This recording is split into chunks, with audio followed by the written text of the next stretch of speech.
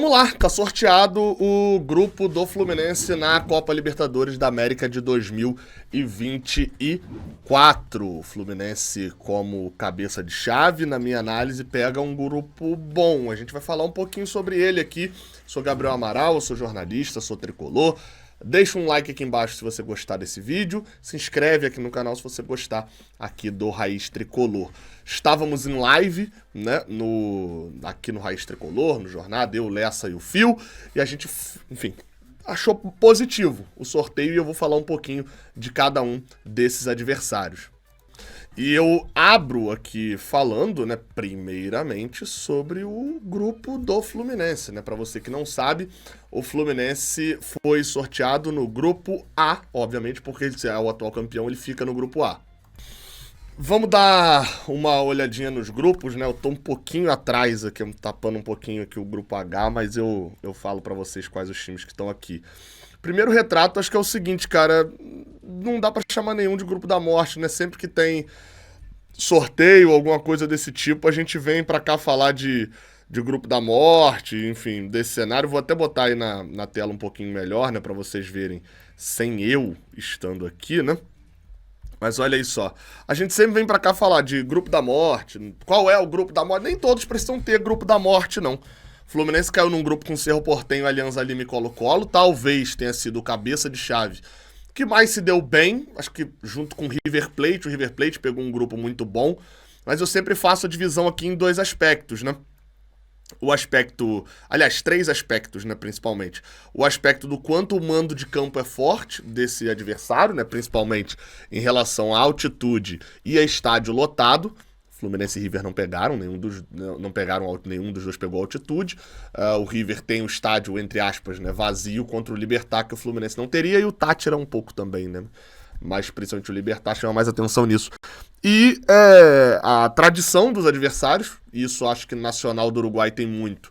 Cerro Porteño e Colo-Colo também tem, muito mais o Colo-Colo que é campeão da Libertadores. E é claro, também, o momento desses dois países, desses times, e o momento de todos esses adversários, o momento de Uruguai, Venezuela, tradicionalmente, né? Paraguai, Peru e Chile são péssimos, assim, esses cinco têm se dado muito mal na Libertadores. Então, acho que Fluminense e River acabaram se dando bem em grupos, tá?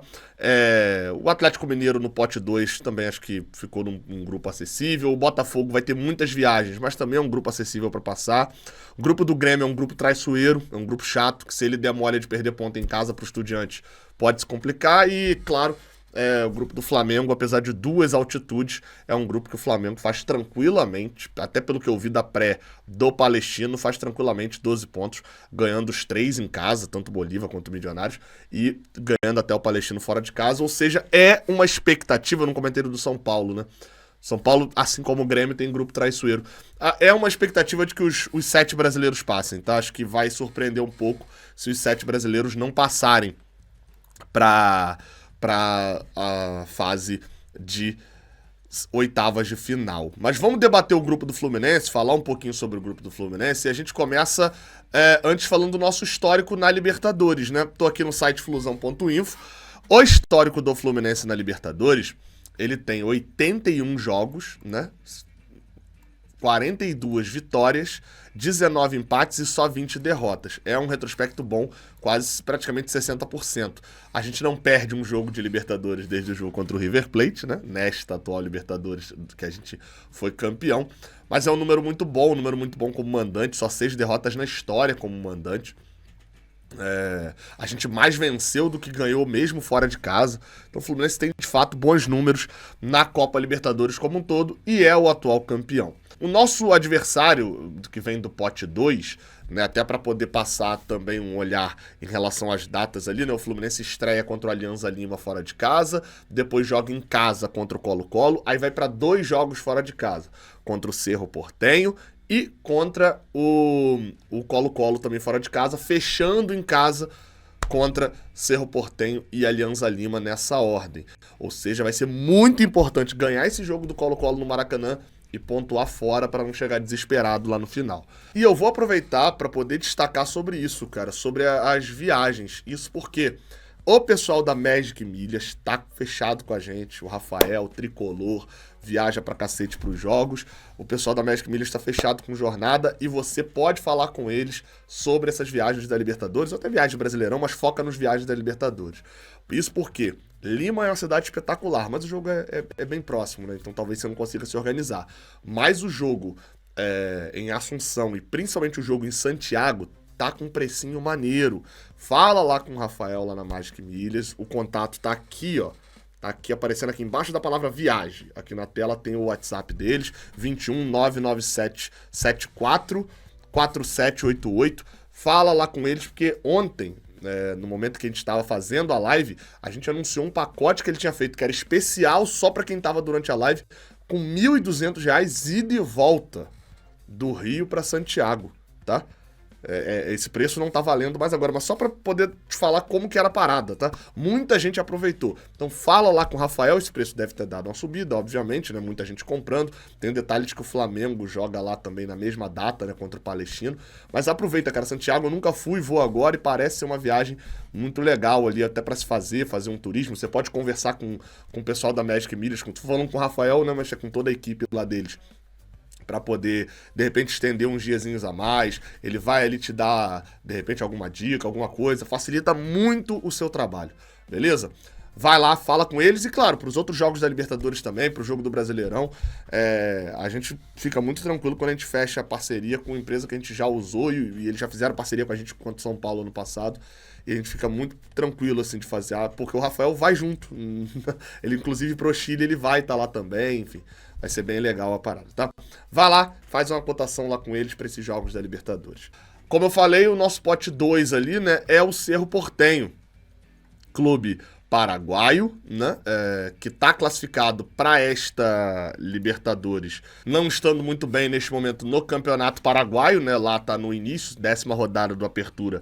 O Cerro Porteño é 5º colocado, vem aí de um histórico recente aí de uma vitória contra o Sportivo Luquenho, enfim, mas o Cerro Porteño, olha, eu dei uma olhada num canal até chamado Cerroite, esse canal aqui que tá aí na tela, eles estavam comentando, eles olham pro grupo, todos os nossos adversários olham pro grupo como existe o Fluminense e existe o resto.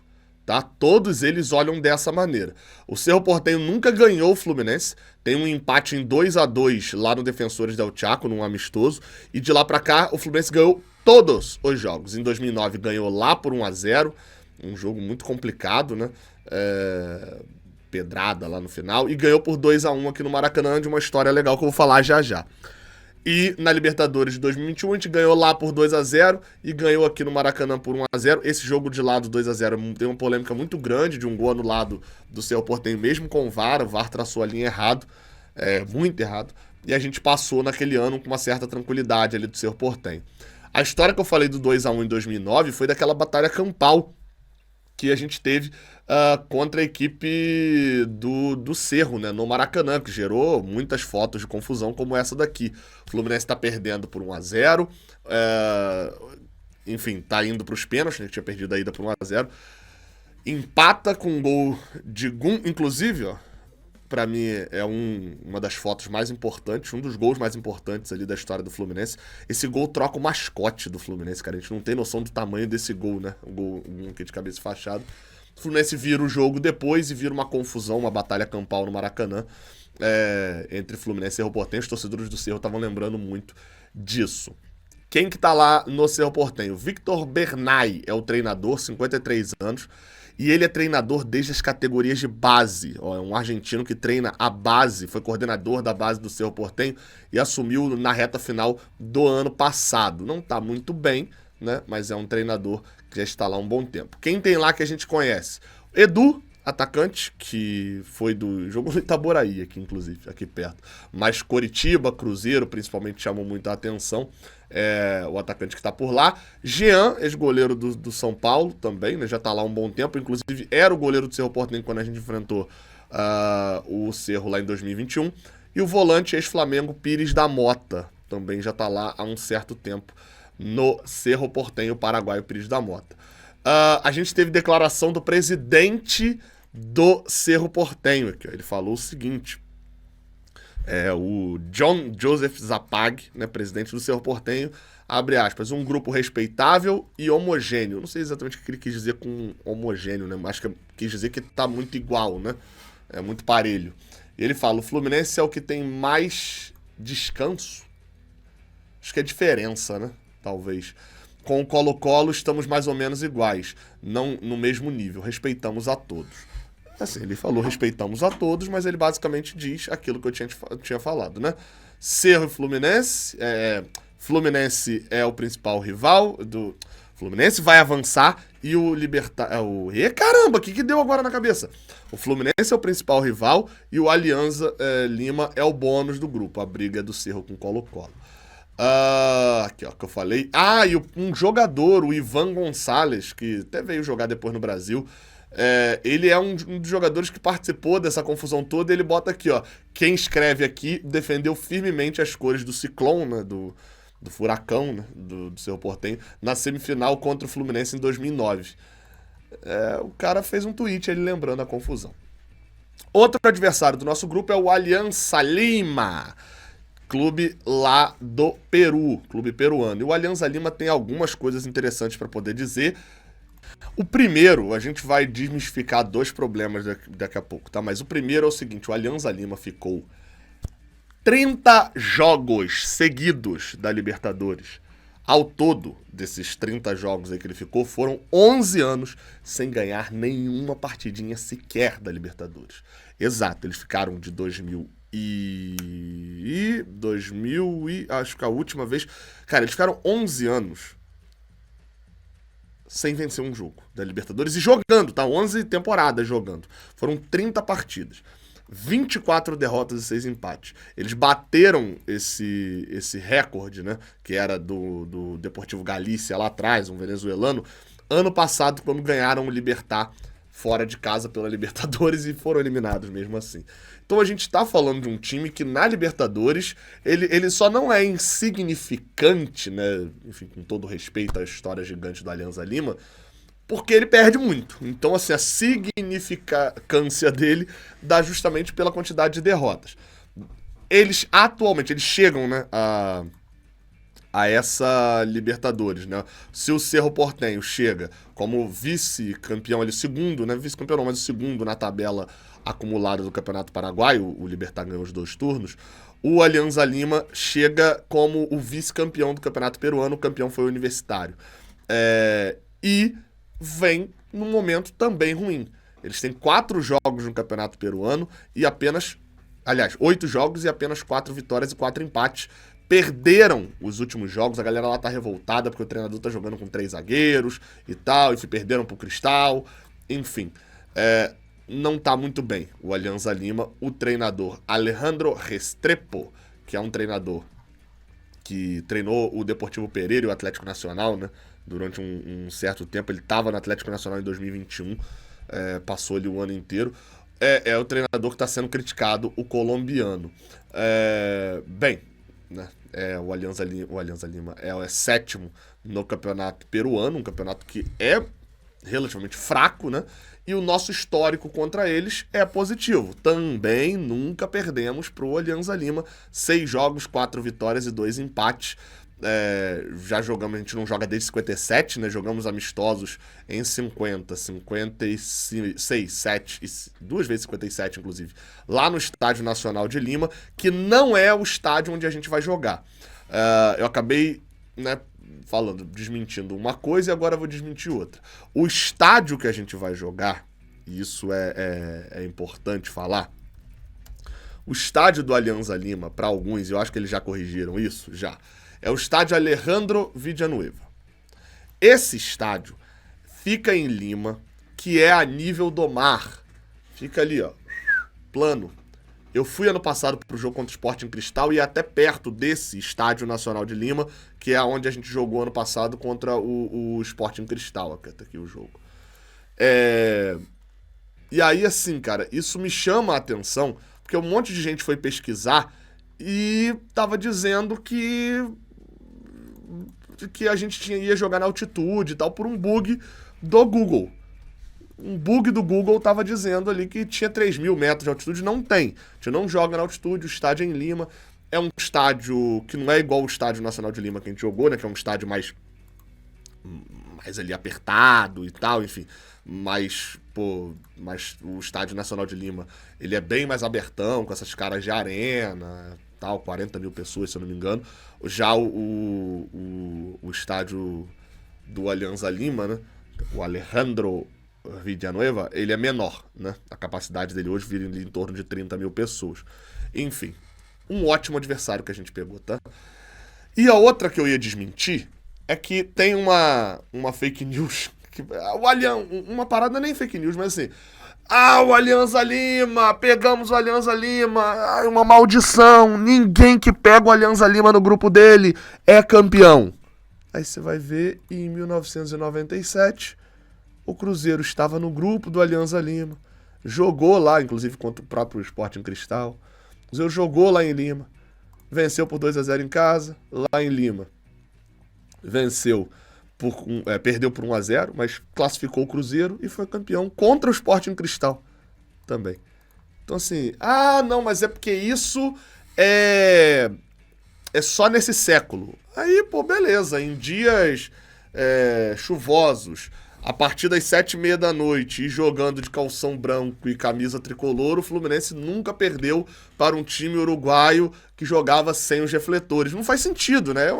Nesse século, ninguém caiu no grupo da Alianza Lima e foi campeão. Beleza, se eu não estou enganado, nesse século ninguém caiu no grupo do Fluminense e foi campeão, exceto o próprio Fluminense. Acho que é isso. E a LDU, né? Que a gente perdeu a final para ele. Então, tipo assim, é complicado, entendeu? Se você fizer o recorte que você fizer, não tem maldição nenhuma, não.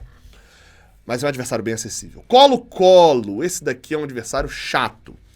Chato até de se explicar. Porque o Colo-Colo, de Santiago, no Chile, joga no Estádio Nacional de Santiago, né, no Estádio Nacional do Chile.